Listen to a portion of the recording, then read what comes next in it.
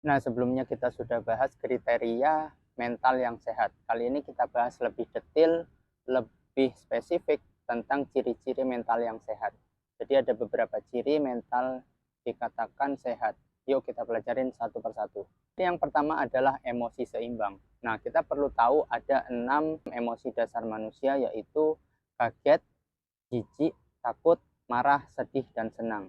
Nah, emosi seimbang itu bukan berarti kita tidak marah, bukan berarti kita tidak sedih, kita tidak kecewa, kita tidak takut, kita tidak jijik, tapi kita mampu mengelola, kita merasakan berbagai emosi tersebut, tapi kita mampu mengelola supaya tidak berlebihan. Kita boleh takut, tapi itu tidak sampai diekspresikan yang berlebihan. Kita boleh marah, tapi itu tidak perlu sampai meluap-luap. Kita bisa merasakan sedih, tapi itu tidak perlu berlarut-larut. Kita bisa merasakan senang, tapi itu tidak disikapi dengan berlebihan. Jadi yang kedua adalah daya tahan terhadap stres. Nah, kita perlu sadari bahwa hidup ini isinya masalah-masalah demi masalah yang mana itu sangat mungkin menimbulkan tekanan, menimbulkan stres pada diri kita. Daya tahan terhadap stres ini perlu kita latih, perlu kita kelola supaya level ketahanan kita itu bisa meningkat ya. Jadi enggak baru kena stres sedikit kita merasa sudah mudah sekali untuk down, mudah sekali untuk menyerah. Yang ketiga adalah hubungan sosial yang sehat.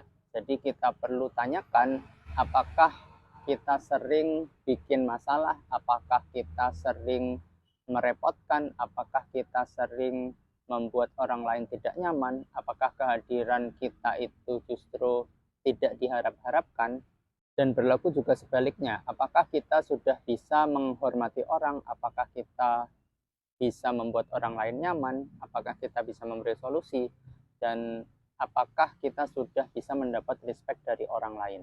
Jadi yang keempat adalah percaya pada diri. Jadi kita mampu menerima kesalahan, mampu menerima kekurangan diri, dan kita belajar dari situ, belajar dari kesalahan-kesalahan maupun kekurangan-kekurangan yang pernah kita lakukan untuk tetap optimis melanjutkan kehidupan ke depan. Jadi yang kelima, mampu mengambil keputusan.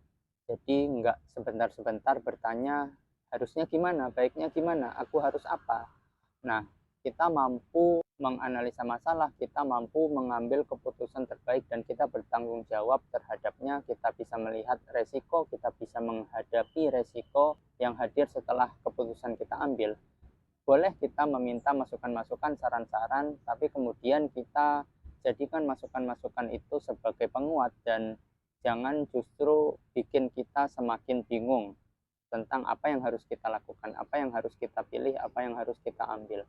Yang keenam adalah psikologis fleksibel. Jadi ini kita bisa mampu menghadapi berbagai situasi. Jadi kalau ada perubahan-perubahan, ada hal-hal yang berlaku di luar rencana, hal-hal terjadi di luar dari yang kita prediksi, dari yang sudah kita bayangkan, secara psikologis kita mampu, kita siap untuk menerima, dan kita bersedia untuk melakukan langkah-langkah yang diperlukan dalam menghadapi situasi yang tidak atau berubah dari rencana tadi. Jadi yang ketujuh adalah puas dengan hidup. Jadi kita bisa introspeksi, kita tanyakan pada diri kita, apakah hidup kita selama ini lebih banyak bersyukurnya atau lebih banyak mengeluhnya. Apakah kita bisa menikmati kehidupan yang sudah kita jalani ini, ataukah kita masih terus-menerus merasa hidup kita ini kurang, terus-menerus mengeluh, merasa kita belum cukup di sana-sini. Jadi yang kedelapan adalah hidup mandiri. Jadi hidup tanpa banyak ketergantungan terhadap pihak luar.